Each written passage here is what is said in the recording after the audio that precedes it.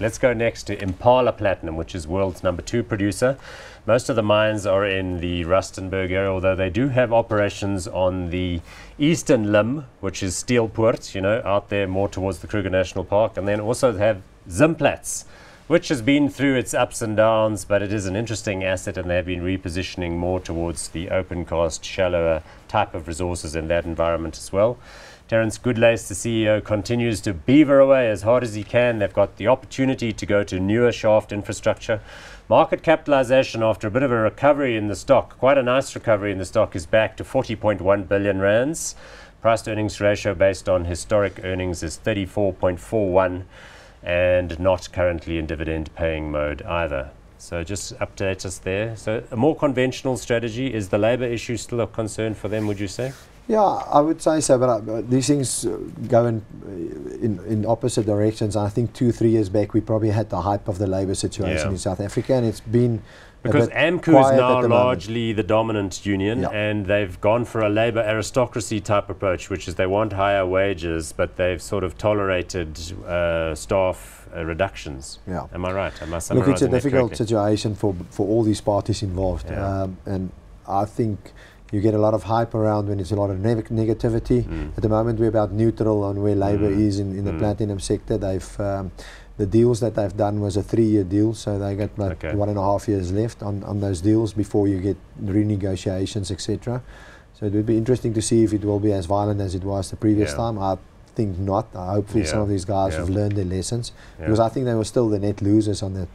Yeah, because you know it's one thing to argue for aggressive wage increases, but if it results in sharp job losses, who wins in the end? I don't know. It's a tricky one. So, on a price to book ratio, this one is still the second cheapest. The only one cheaper is the Lonman, which got much more problems than what Impala does.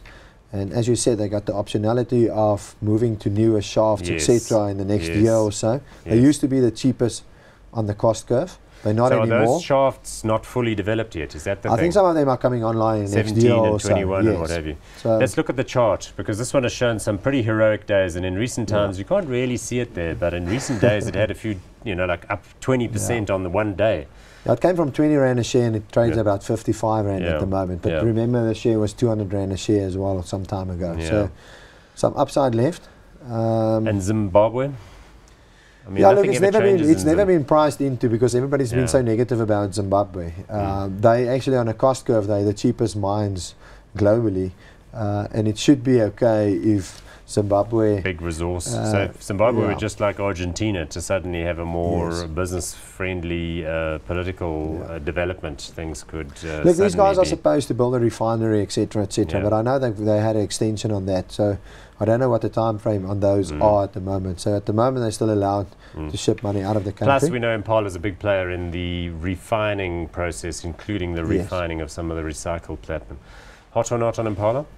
Yeah, we're hot. We're thinking at a price to book of 0.5 or 0.6% of the second biggest platinum producer. It certainly looks very cheap for us. And certainly in Terence Goodlace, one of the best managers in the industry. So I'm going to go hot on this one as well, which I know is a bit of a development, but obviously you can see the trend, you can see the demand, and you can see that the share prices are starting to react.